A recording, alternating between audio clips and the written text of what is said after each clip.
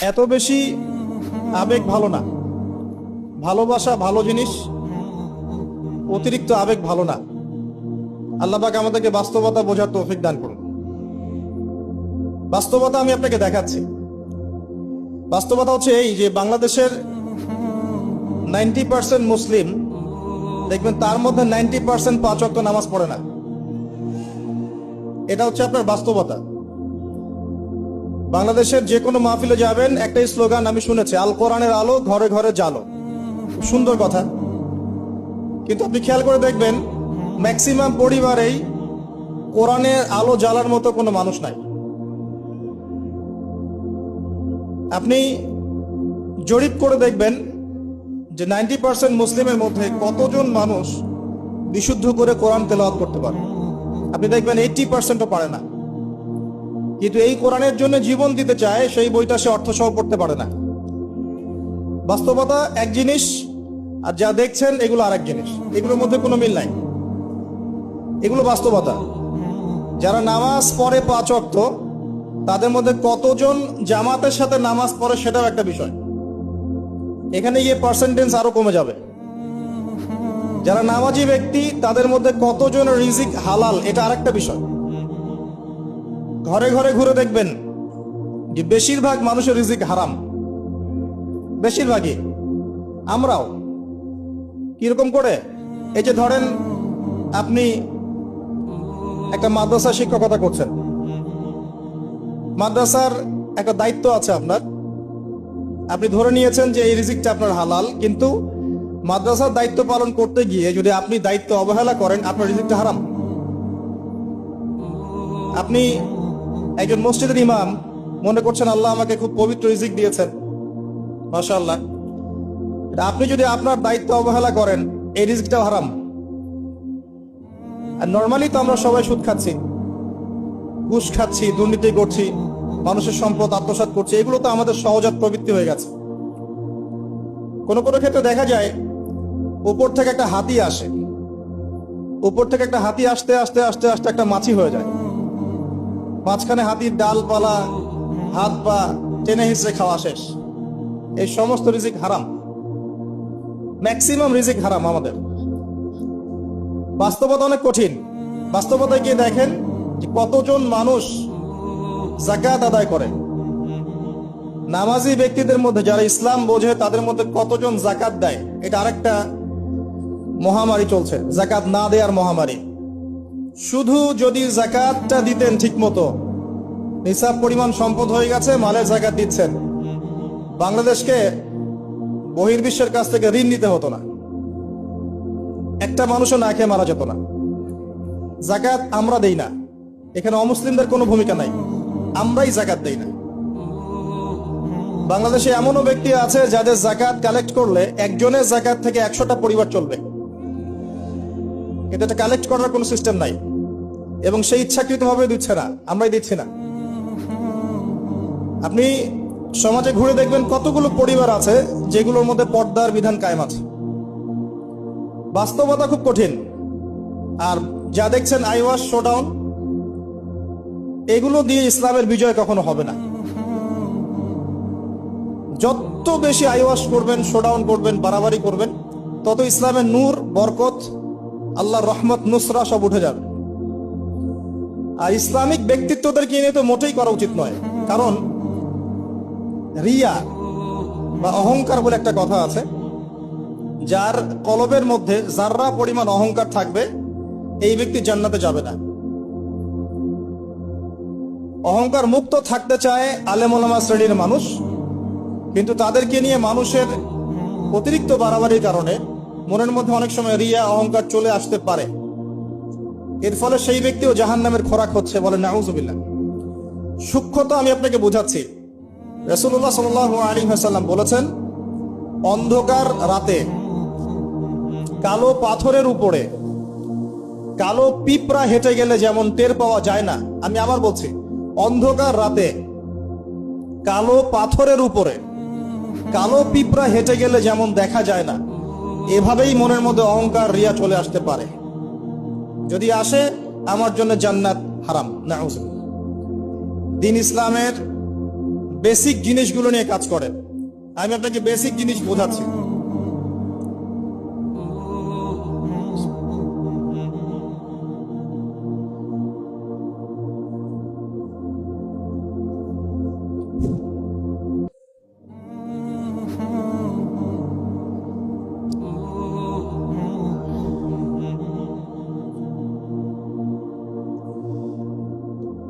Basic হচ্ছে 5 ওয়াক্ত নামাজ। আমাদের মধ্যে কতজন মানুষ দৈনিক 5 ওয়াক্ত সালাত আদায় করি এটা বুঝতে হবে। বেসিক হচ্ছে আপনার যাকাত প্রদান করা। ইসলামের বেসিক হচ্ছে আপনার পরিবারে পর্দা থাকবে। ইসলামের বেসিক আপনার পরিবারে তালিম হবে। প্রত্যেক পরিবার থেকে একটা করে মানুষ অন্তত পক্ষে কোরআনওয়ালা হবে, আলেম হবে বা হাফেজ হবে, এটা আমাদের দাবি ছিল। এগুলো বেসিক, যে মুসলিমরা হালাল খাবে, হারামে সম্পৃক্ত হবে না, সাধ্য মতো আল্লাহর দ্বীনের দাওয়াত দিবে মানুষকে। এগুলো বেসিক। এই বেসিক গুলো ঠিক আছে কিনা খেয়াল করে দেখেন। আমি আপনাকে গ্যারান্টি দিচ্ছি এই বেসিক গুলো আমাদের ঠিক নাই। এমন পরিবার খুঁজে পাবেন না যে পরিবারের মধ্যে অলমোস্ট 100% মানুষ 5 ওয়াক্ত নামাজ পড়ে। এখন এই যুগে খুঁজে পাওয়া দুষ্কর, ইল্লা মাশাআল্লাহ। এমন পরিবার আপনি খুঁজে পাবেন না যেখানে দেখবেন প্রত্যেক সদস্য কোরআন তেলাওয়াত করতে পারে, ইল্লা মাশাআল্লাহ, বা কোরআনের হাফেজ বা আলেম হয়েছে, খুব কম। এমন পরিবার এখন খুঁজে পাওয়া দুষ্কর যেখানে প্রত্যেকটা রিজিক হালাল, পরিবারের মধ্যে কোনো অপসংস্কৃতি নাই, পরিবারের মধ্যে ফ্রি মিক্সিং নাই, সুদ নাই, হারাম টাকা আসছে না, বেপরদামি নাই। পরিবারের ছেলেমেয়েরা আল্লাহর ওয়াস্তে আল্লাহর লাইনে পড়াশোনা করছে, দ্বীনের খেদমত করার চেষ্টা করছে। এমন পরিবার খুব রেয়ার। যখন বেসিক ঠিক থাকবে না তখন বড় বড় স্বপ্ন দেখে আসলে কোনো লাভ নাই। একটা বিল্ডিং নির্মাণ করতে চান, তার বেস যদি ঠিক না থাকে তাহলে আপনি 10-20 তলার স্বপ্ন দেখে আসলে কোনো ফায়দা নাই।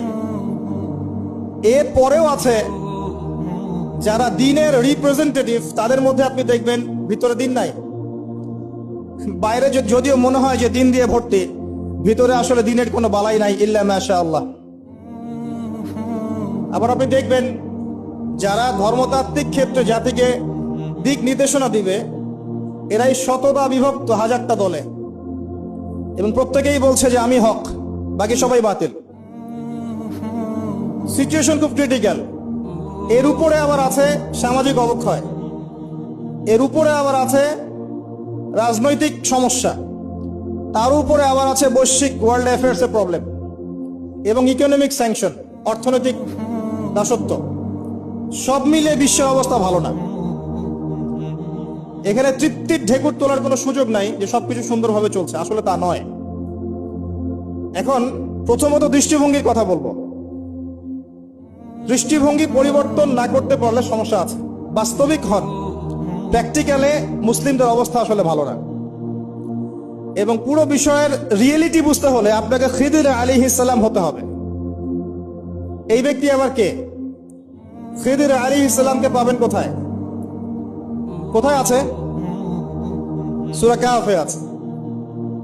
নবী মুসা আলাইহিস সালাম প্রশ্ন করছেন, নৌকাটা কেন ফুটা করলেন? নবী মুসা আলাইহিস সালাম প্রশ্ন করছেন, এই বাচ্চাটাকে কেন হত্যা করলেন? নবী মুসা আলাইহিস সালাম প্রশ্ন করছেন, দেয়ালটা কেন নির্মাণ করলেন? মুসা আলাইহিস সালাম বাইরের চোখ দিয়ে দেখছেন, তিনি ভিতরের কথা বুঝতে পারছেন না। কিন্তু খিদির আলাইহিস সালাম আল্লাহর নূর দিয়ে দেখছেন, তাই তিনি দূরদর্শিতার সাথে দেখতে পাচ্ছেন প্রতিটা ঘটনার পিছনের কারণ কি। যদি নৌকা ফুটা না করতেন তাহলে জলদস্যু নিয়ে যেত। যদি বাচ্চাটাকে হত্যা না করতেন, এই বাচ্চা বড় হয়ে অনেক বড় কাফের হতো। যদি এই দেয়াল নির্মাণ না করতেন, এই দেয়ালের নিচে রাখা সঞ্চিত সম্পদ এতিম বালকরা পেত না।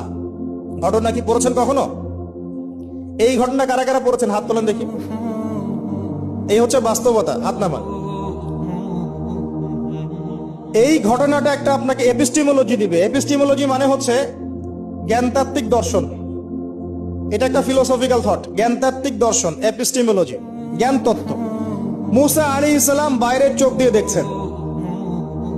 এখনকার পুরো বিশ্বের এডুকেশনাল ফিলোসফিটা এরকমই, সবাই বাইরের চোখ দিয়ে দেখতে চায়। কিন্তু খিদির আলাইহিস সালাম ভিতরের চোখ দিয়ে দেখতেন। তিনি বুঝতে পেরেছেন কেন নৌকা ফুটা করতে হবে, কেন এই বাচ্চাকে হত্যা করতে হবে, কেন দেয়া দিনমার করতে হবে। এটা মুসা আলাইহিস সালাম বুঝতে পারেন নাই। অতএব এই বিশ্বে যদি আপনি প্রতিটা বিষয়ের সমাধান চান, সলিউশন ফাইন্ড আউট করতে চান, রিয়েলিটি বুঝতে চান, তাহলে আপনাকে এক চোখ দিয়ে দেখলে হবে না। শুধু বাইরের চোখ দিয়ে দেখলে আপনি সব বুঝতে পারবেন না, ফুল স্টপ। শুধু বাইরের চোখ দিয়ে দেখলে আপনি সব বুঝতে পারবেন না। আই রিপিট, শুধু বাইরের চোখ দিয়ে দেখলে আপনি সব বুঝতে পারবেন না। আপনাকে আল্লাহর নূর দিয়ে দেখতে হবে, আল্লাহর কলব দিয়ে, আপনার জাগ্রত কলব দিয়ে দেখতে হবে, যেমনটা খিদির আলাইহিস সালাম করেছেন। বাহ্যিক চোখ দিয়ে আপনি সবকিছুকে দেখলে মনে হবে যে বিশ্ব এগিয়ে যাচ্ছে, কিন্তু ভিতর দিয়ে দেখলে, আল্লাহর নূর দিয়ে দেখলে বুঝতে পারবেন বিশ্ব আগাচ্ছে ঠিকই, কিন্তু তার ধ্বংসের দিকে আগাচ্ছে। সময়ের জন্য অপেক্ষা করতে থাকেন, এক পর্যায়ে কথাগুলো বুঝে আসবে ইনশাআল্লাহ। হয়তো এখন মাথার উপর দিয়ে যাচ্ছে, ইল্লা মাশাআল্লাহ। আগে জ্ঞানতাত্ত্বিক দর্শনটা ঠিক করেন। আমাদের দর্শনটা এখন এমন যে চাক্ষুষ যা দেখবো সেটাই সত্য, অথবা পরীক্ষা নিরীক্ষা পর্যবেক্ষণের মাধ্যমে যে সিদ্ধান্তে আসা যাবে সেটাই সত্য। এবং আমাদেরকে পশ্চিমা বিশ্ব এটাই শিখিয়েছে, পশ্চিমারা আমাদেরকে এটাই শিখিয়েছে।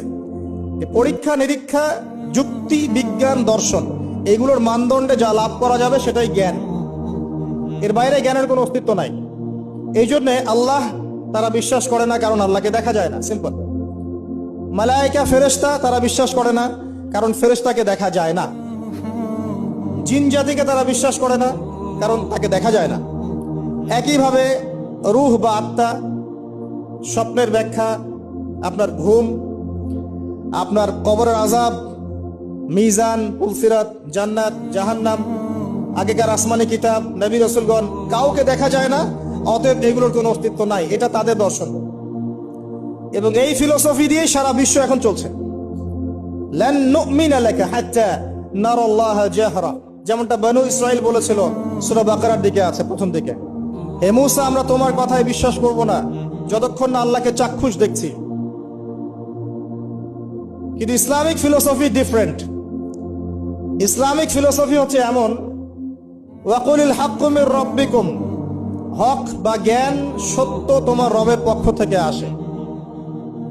ফালা তাকুনান্না মিনাল মুমতারিন, তুমি সন্দেহবাদীদের অন্তর্ভুক্ত হও না। সূরা কাফির 29 নম্বর আয়াতে আল্লাহ পাক আরো বলেছেন, ওয়াকুলিল হাক্কু মির রাব্বিকুম ফামান শাআ ফালইউমিন ওয়া মান শাআ ফালইয়াকফুর।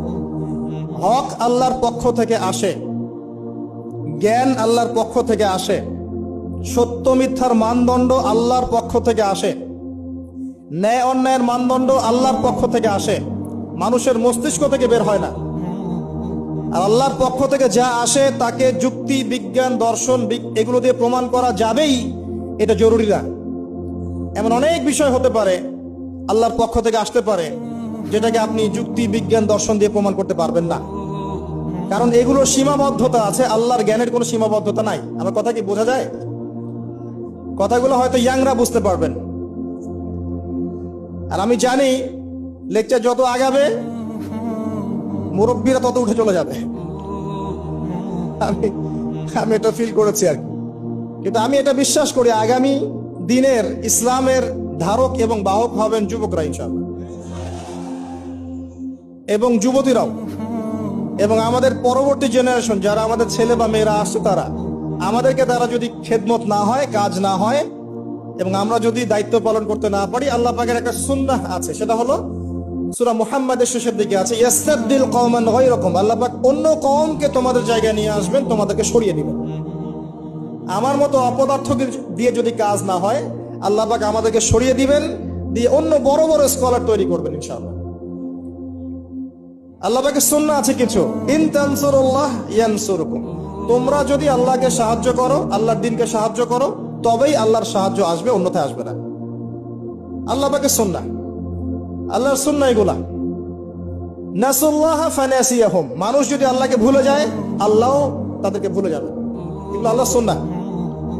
ইন্নাল্লাহা লা ইউগাইয়িরু মা বিকওমিন হাত্তা ইউগাইয়িরু মা বিআনফুসিহিম, আল্লাহ পাক কোন কওমের অবস্থা ততক্ষণ পরিবর্তন করেন না যতক্ষণ তারা তাদের অবস্থা পরিবর্তনের চেষ্টা করে না।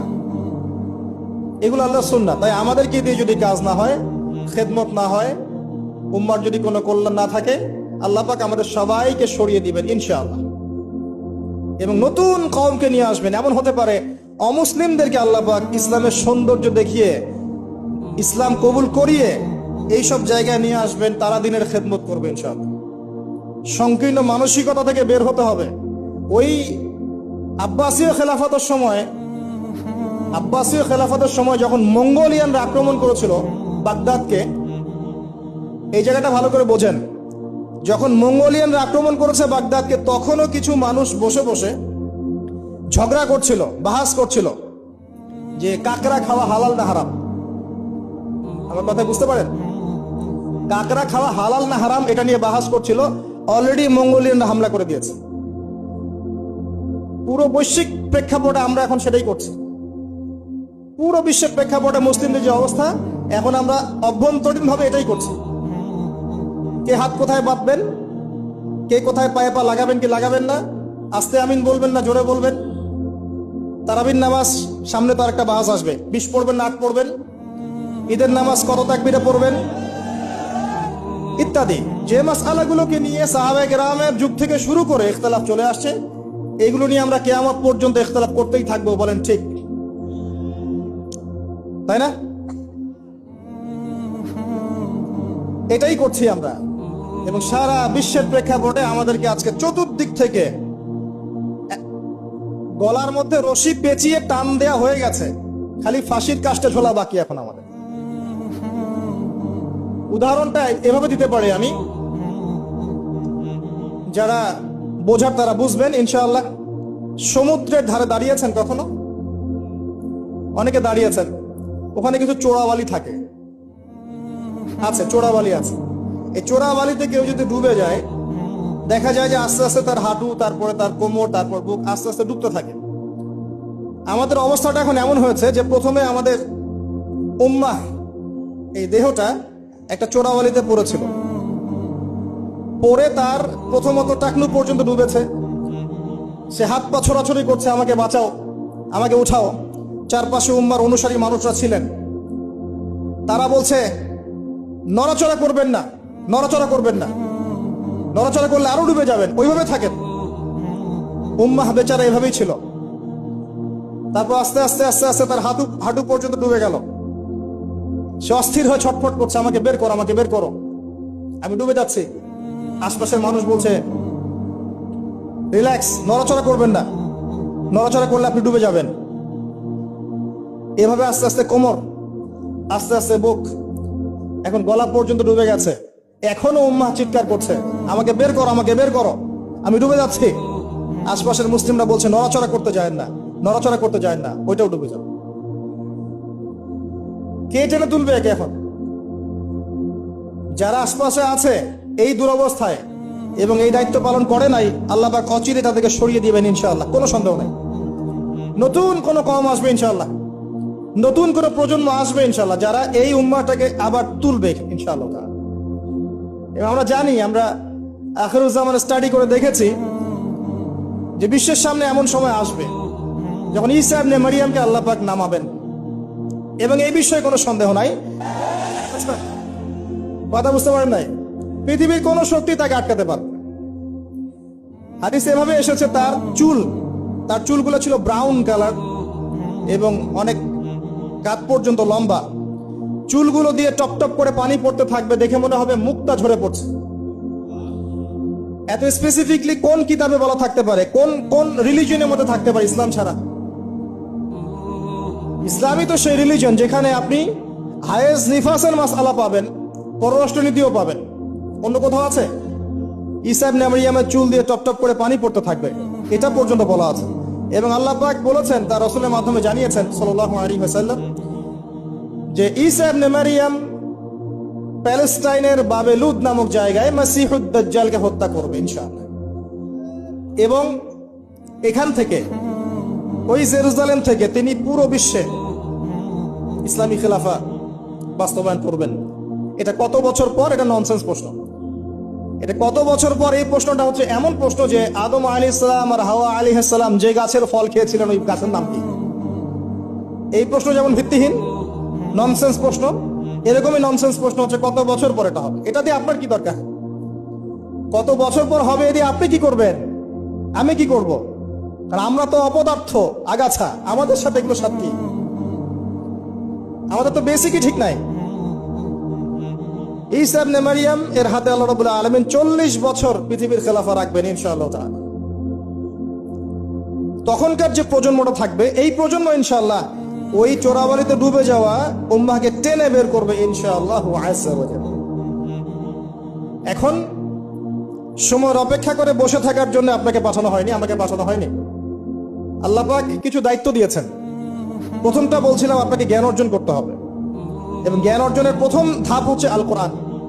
যে সেক্টরই পড়াশোনা করেন, তারপরে আপনি আসবেন আরবি ভাষা সাহিত্যে, এরপরে আসবেন তাফসিরে, অনুবাদে, এরপরে হাদিসের কিতাবগুলো পড়বেন। এবং লাভ দিয়ে কঠিন হাদিস পড়তে যাবেন না, রিকোয়েস্ট। আগে লাভ দিয়ে খপ করে সহিহ বুখারী ধরতে যাবেন না, আপনি বিভ্রান্ত হয়ে যাবেন। আই রিপিট, লাভ দিয়ে খপ করে সহিহ বুখারী ধরতে যাবেন না, আপনি বিভ্রান্ত হয়ে যাবেন। বলতে পারেন যে বেদাতি কথা বলছি কিনা,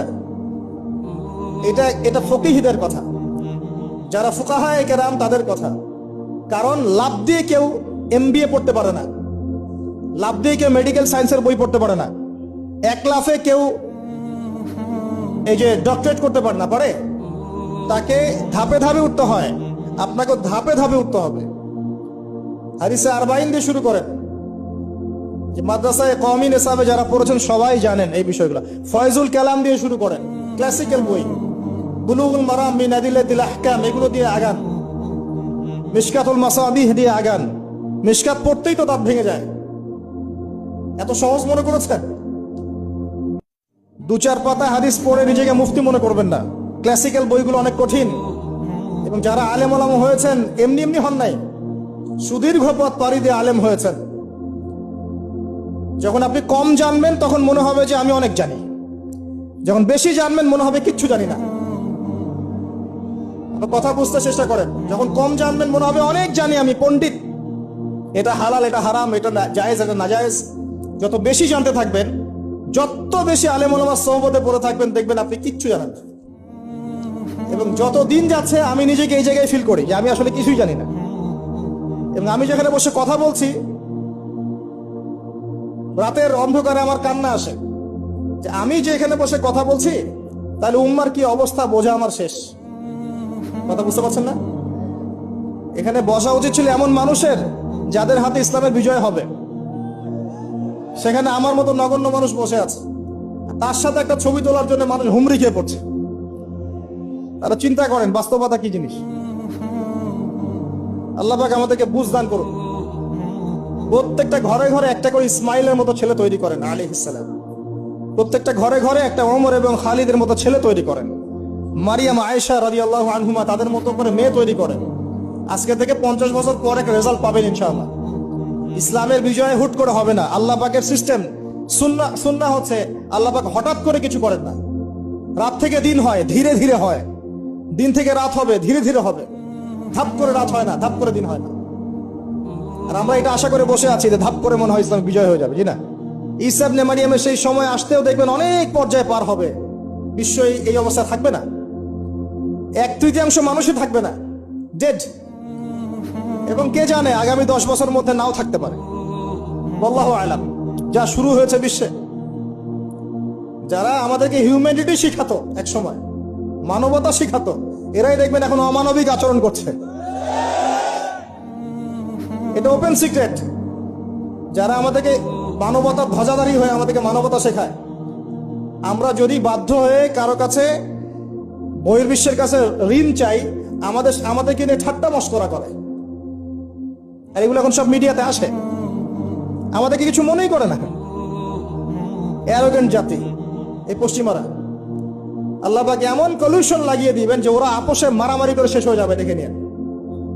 আল্লাহ পাক এমন কলুশন লাগিয়ে দিবে যে পুরো ওই জায়গাটা ধসে যাবে। পৃথিবীর 3টা বড় বড় ভূমিকম্প বাকি আছে এখনো, তার মধ্যে একটা হবে পশ্চিমা বিশ্বে, আর একটা অবশ্য পূর্ব দিকে যেখানে আমরাও থাকি, আরেকটা হচ্ছে আমাদের আমিরুল মুমিনিনদের দেশে, দুবাই আরব কন্টিনেন্ট। তারা আমাদের এখন আমিরুল মুমিনিন না, অনেক মানুষ তাই মনে করেন যে আরবিতে কথা বললেই আমিরুল মুমিনিন, কাবা ঘর একটু ঘষা মাজা করলেই আমিরুল মুমিনিন। সুবহানাল্লাহ। আপনি এক চোখ দিয়ে দেখেছেন, আপনার ভিতরে চোখ অন্ধ, নাকের ডগায় বসেই, এবং মুসলিমরা মেনেও নিবে সেগুলা, তার সাথে বন্ধুত্ব করে ফেলবে এবং সে ডমিনেট করবে পুরো আরব বিশ্বকে। চ্যালেঞ্জ করলাম, দেখে নিন ইনশাআল্লাহ তাআলা। আপনি এখন অন্ধ। ইমামুল মাহদি যখন আসবে তখন দেখবেন তার উপরেই চাপ সৃষ্টি করা হবে। ইমামুল মাহদিকে নিঃসন্দেহে সন্ত্রাসী বলা হবে যদি ওই সময় মিডিয়াগুলো থাকে, এবং মুসলিমরাই এগুলো ঢোল পিটাবে, দেখে নিয়েন। এক শ্রেণীর মুসলিম বের হয়ে যাবে তখনও, যখন বলবে যে ইমামুল মাহদি খারেজি, এটাও বলবে। অপেক্ষা করতে থাকেন, জ্ঞান অর্জন করেন প্রিয় ভাই। হাদিসের কিতাবের কথা বলছিলাম, আগে বড় জায়গায় যায়েন না, মিশকাত শেষ করেন, আস্তে আস্তে ইবনে মাজাহ যান, তিরমিজিতে যান, আবু দাউদ পড়েন, নাসাই পড়েন, পরে যান বুখারী মুসলিমে। তখন কি ইনশাআল্লাহ আপনি বুঝতে পারবেন। আর এই পড়াশোনা করবেন কোথায়? একা একা? বাজার থেকে যাব, পাবলিকেশন থেকে বই কিনবো, আরবি এবারত জবরজেদ পেশ দিয়ে আছে, পড়বো, বাংলা অনুবাদ করবো, মুফতি হয়ে যাবো, তাই নাকি? শুকরান। কে বলেছেন কথাটা? শুকরান। ওস্তাদ লাগবে, ওস্তাদ লাগবে, ওস্তাদ। আর ওস্তাদ খুঁজতে গিয়ে সাম্প্রদায়িক হয় না যে আমি এই মাযহাব ফলো করি, এই মাযহাবের বাইরে কোন ওস্তাদ নিব না, আমি এই দল করি, এই দলের বাইরে কোন ওস্তাদ নিব না। তখন কি হবে? আপনি দলীয় সাম্প্রদায়িকতায় চলে যাবেন। আপনিও তখন মুকাল্লিদ হবেন। মানুষকে মুকাল্লিদ বলছেন, আপনি নিজেও তো মুকাল্লিদ। একজন আলেম বই লিখেছেন, ধরেন আমার হাতে একটা বই আছে, নামাজ শিক্ষার বই, কথায় কথা। তো এখন এই বইটার মধ্যে তিনি কিছু দলিল দিয়েছেন, রেফারেন্স দিয়েছেন, নামাজকে সাবিত করেছেন, আপনি এখন সেটা ফলো করছেন। হাদিসের নাম্বারগুলো দেওয়া আছে, আপনি ফলো করছেন। ফলো করে বলছেন আমি গায়রে মুকাল্লিদ, তোমরা সবাই মুকাল্লিদ। এই যে বইটা তিনি লিখলেন, আপনি তো লেখককে ফলো করছেন, লেখক যা লিখেছেন তাই ফলো করছেন। অবশ্যই আপনিও তার মাযহাব মেনেছেন, তার মতকে মানেন নাই? মেনেছেন। নাকি আপনি প্রত্যেকটা হাদিসকে যাচাই বাছাই করে দেখেছেন কোনটা সহিহ কোনটা জয়ীফ? দেখেছেন? তাহলে আপনি তার মত মেনেছেন, আর মত তো মানতেই হচ্ছে। এই মতটুকু না মানলে তো আমি দিন বুঝতেই পারবো না। পারবো? আমরা কি সবাই স্কলার, মুস্তাহিদ? আমরা কি সবাই ইস্তেহাদ করার যোগ্যতা রাখি? তাহলে নিঃসন্দেহে এমন মানুষের কাছে যেতেই হবে যিনি ইস্তেহাদ করার যোগ্যতা রাখেন। তিনি যখন গবেষণা করে একটা ফতোয়া দিবেন, আমি সেই ফতোয়াটাকে সর্বোচ্চ আমার সাধ্যমতো মেলানোর চেষ্টা করতে পারি এবং অন্যান্য আলেমদের কাছে শরণাপন্ন হতে পারি যে আপনারা এটার ব্যাপারে কি মত দিচ্ছেন। কিন্তু আমাকে তো সাধারণ মানুষ হিসেবে আলেম ওলামার কাছে যেতেই হচ্ছে এবং মাযহাব মানতেই হচ্ছে। বিষয়টা এমন নয় যে আমি সরাসরি কোরআন সুন্নাহকে মানতে পারি। পারি কি? কোরআন এবং সুন্নাহর প্রত্যেকটা জিনিস বোঝার সরাসরি যোগ্যতা আমার আছে? যদি না থাকে তাহলে মাধ্যম লাগে না? এই মাধ্যমটা কি নাজায়েজ? এই জায়গায় তো আমরা সমস্যায় ভুগছি। নিজে নিজে পণ্ডিত হয়ে যাই আর নিজে নিজে বিভিন্ন দল উপদল খুলে বসে থাকি, মানুষকেও আহ্বান করতে থাকি, আর যে আমার আহ্বানে সাড়া দেয় না তাকে বলে দেই তুমি খারেজ। আল্লাহ পাক আমাদেরকে বোঝার তৌফিক দান করুন। ওস্তাদ লাগবে, ওস্তাদ। তৃতীয় জিনিসটা হচ্ছে আপনি পড়াশোনা করবেন আলেম ওলামার সোহবতে গিয়ে, এবং এই পড়াশোনাটা একা একা করতে পারবেন না। আপনি তাদের কাছে যাবেন, আরবির ক্লাসিক্যাল বইগুলো পড়বেন। এটা শুধু পড়ার জন্য নয়, বরং তাদের সোহবত থেকে, চরিত্র থেকে জ্ঞান শেখার জন্য। আমার কথাটা বোঝার চেষ্টা করেন। আপনি যখন একটা মানুষের সাথে ওঠা বসা করবেন, তার চরিত্র দেখে আপনি সুন্নত শিখতে পারবেন। রাসূলুল্লাহ সাল্লাল্লাহু আলাইহি ওয়াসাল্লাম এমন ভাবে কি ইসলাম শিখিয়েছিলেন? একটা কাগজের মধ্যে সূরা লিখে দিলেন, বাসায় যাও পড়ে নিও। সাহাবীদেরকে এমন ভাবে শিখিয়েছেন? সাহাবায়ে কেরাম কোরআন সুন্নাহ তার সোহবতে এসে শিখেছেন, তাকে দেখে শিখেছেন। কেমন করে তিনি কথা বলেন, কেমন করে ওঠেন, কেমন করে বসেন, কেমন করে চিন্তা করেন, কিভাবে তিনি ঘোর সাওয়ার হন, বাসায় কি করেন, নামাজ কেমন করে পড়েন, প্রতিটা বিষয় তিনি তারা দেখে দেখে দেখে দেখে আয়ত্ত করেছেন। আব্দুল্লাহ ইবনে মাসউদ রাদিয়াল্লাহু আনহু সম্পর্কে বলা হয় যে তিনি এমন ভাবে নবী সাল্লাল্লাহু আলাইহি ওয়াসাল্লামকে দেখেছেন, কপি করার চেষ্টা করেছেন, যে তিনি উঠতেন তার মতো করে, বসতেন তার মতো করে, কথা বলতেন তার মতো করে। সুবহানাল্লাহ। সোহবতেই আপনাকে নূর দিবে ইনশাআল্লাহ। এবং যখন আল্লাহর নূর প্রাপ্ত মানুষের কাছে গিয়ে আপনি থাকবেন, তখন আপনি বুঝতে পারবেন যে আপনার ভিতরে কোথায় ত্রুটি আছে। আপনার ভিতরে ত্রুটি কোথায় আছে এটা আপনি ধরতে পারবেন না, মানুষ ধরিয়ে দিতে হবে। এবং আল্লাহওয়ালা মানুষরা যদি ধরিয়ে দেয় এবং আপনি সংশোধন করে নেন, তখন আপনি সঠিক পথ পাবেন ইনশাআল্লাহ। সোহবত, এই সোহবত আপনাকে তাসকিয়া দিবে। তাসকিয়া মানে কি? আত্মশুদ্ধি। তাসকিয়া মানে আত্মশুদ্ধি, এবং আত্মশুদ্ধি হচ্ছে এখনকার সবচেয়ে বড় বিষয়। আত্মশুদ্ধি নাই, বড় বড় লেকচার দিয়ে লাভ নাই। আত্মশুদ্ধি কখন আসবে? যখন কলবে নূর আসবে। কলবে নূর কখন আসবে? যখন আপনি বেশি বেশি কোরআন তেলাওয়াত করবেন, 1 নাম্বার। 2 নাম্বার, যখন আপনি বেশি বেশি মৌতের ফিকির করবেন। 3 নাম্বার, বেশি বেশি কবরের চিন্তা করবেন, পরকালের চিন্তা করবেন। 4 নাম্বার, বেশি বেশি আপনি আল্লাহর জিকির করবেন। 5 নাম্বার, বেশি বেশি আল্লাহর কাছে দোয়া করবেন। কম খাবেন, কম ঘুমাবেন, কম স্ত্রী সহবাস করবেন, কম মানুষের সাথে মিশবেন, কম কথা বলবেন। নূর আসবে ইনশাআল্লাহ। যত বেশি খাবেন, যত বেশি ঘুমাবেন, বেশি বেশি যৌন সম্পর্ক করবেন, হালাল হলেও বেশি বেশি করবেন, বেশি বেশি খাবেন, বেশি বেশি কথা বলবেন, আর বেশি বেশি মানুষের সাথে আড্ডা পিটায় বেড়াবেন, কলবের নূর নষ্ট হয়ে যাবে। এগুলো হালালের মধ্যে। আর হারাম যদি হয়, মদ পান করেন, জেনা করেন, ব্লু ফিল্মস দেখেন, পর্নোগ্রাফি দেখেন, মেয়েদের সাথে ডেটিং করেন, ফ্রি মিক্সিং করেন, হাবিজাবি, তাহলে তো নূরের কোনো প্রশ্নই নাই, নূরের সাথে আপনার কোনো সম্পর্কই নাই। তখন এগুলোর পরেও আরো বিষয় আছে। এগুলোর পরের বিষয় হচ্ছে কলব থেকে কয়েকটা বিষয় দূর করতে হবে। আবার 1 নাম্বার, দুনিয়ার প্রেম। দুনিয়ার প্রেম দূর করতে হবে। দুনিয়াতে থাকতে হবে মুসাফিরের মতো। সকালে আছেন, সন্ধ্যার গ্যারান্টি নাই, সন্ধ্যায় আছেন, সকালের গ্যারান্টি নাই। দুনিয়াতে মুসাফিরের মতো। দুনিয়ার প্রেম দূর করতে হবে। 2 নাম্বার, মনের মধ্যে হিংসা রাখা যাবে না। কি রাখা যাবে না? যেটা রাখা আমাদের এখন ফরজ। এই হিংসা রাখা এখন মুসলিমদের ফরজ হয়ে গেছে। হিংসা না করলে পেটের ভাতটুকু হজম হয় না। কারো রাইজিং দেখলেই, একটু রাইজিং দেখলেই হিংসা। হিংসা রাখা যাবে না। 3 নাম্বার, আত্ম অহংকার রাখা যাবে না, ইগো রাখা যাবে না, লৌকিকতা রাখা যাবে না, রিয়া প্রদর্শন করা যাবে না, এবং ওই যে গীবত, তুহমত, অপবাদে যে অপসংস্কৃতি আছে, এইগুলো থেকে দূরে থাকতে হবে ইনশাআল্লাহ তাআলা। আল্লাহর নূর আপনার কলবে আসবে ইনশাআল্লাহ। তখন ইনশাআল্লাহ তাআলা আপনি খিজির হবেন আলাইহিস সালাম, যে কিনা অনেক দূর পর্যন্ত দেখতে পারে, যা মূসা আলাইহিস সালাম পর্যন্ত পারেন নাই। সুবহানাল্লাহ। আসেন, এই খিজির আলাইহিস সালামকেই আল্লাহ পাক বলেছেন শেষ জামানার সবচেয়ে জ্ঞানী মানুষ। মানে জামানা না, পুরো ইউনিভার্সের সবচেয়ে জ্ঞানী মানুষ। মূসা আলাইহিস সালাম বলেছিলেন আমার চেয়ে জ্ঞানী কেউ নেই, আল্লাহ পাক বলেছেন খিজির আছে। শেষ জামানার সূরা আল কাহফ, এর মধ্যে তার কথা আছে।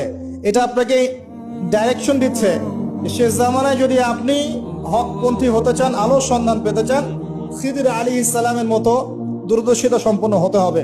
আল্লাহ পাক তৌফিক দান করুন। হাদিসের বইগুলো পড়েন, ওস্তাদের কাছে গিয়ে শেখেন। এরপরে সোহবত। সোহবত আপনাকে আত্মশুদ্ধি দিবে। আত্মশুদ্ধির কিছু পথ পদ্ধতি বলে দিলাম। এখানে আমি একটা হাদিস বলবো, এই হাদিসটা খুব ভালো করে শোনেন। আল্লাহ রাব্বুল আলামিন বলেছেন হাদিসে কুদসি, যে আল্লাহ পাক যেগুলো ফরজ করেছেন, ওয়াজিব করেছেন, এগুলো যখন একজন বান্দা নিয়মিত করতে থাকে এবং এর সাথেও নফল কাজ করতে থাকে, আল্লাহ পাক সেই বান্দাকে ভালোবেসে ফেলেন। আল্লাহ পাক যখন কোনো বান্দাকে ভালোবাসেন, তাকে ডেকে নিয়ে আসেন, তাকে ডেকে নিয়ে বলেন, সরি, এই যে আপনি ওঠাউঠি করছেন, আমার কনসেন্ট্রেশন নষ্ট হচ্ছে। যখন আল্লাহ পাক কাউকে ভালোবাসেন, তখন জিবরাইল আলাইহিস সালামকে ডেকে নিয়ে আসেন।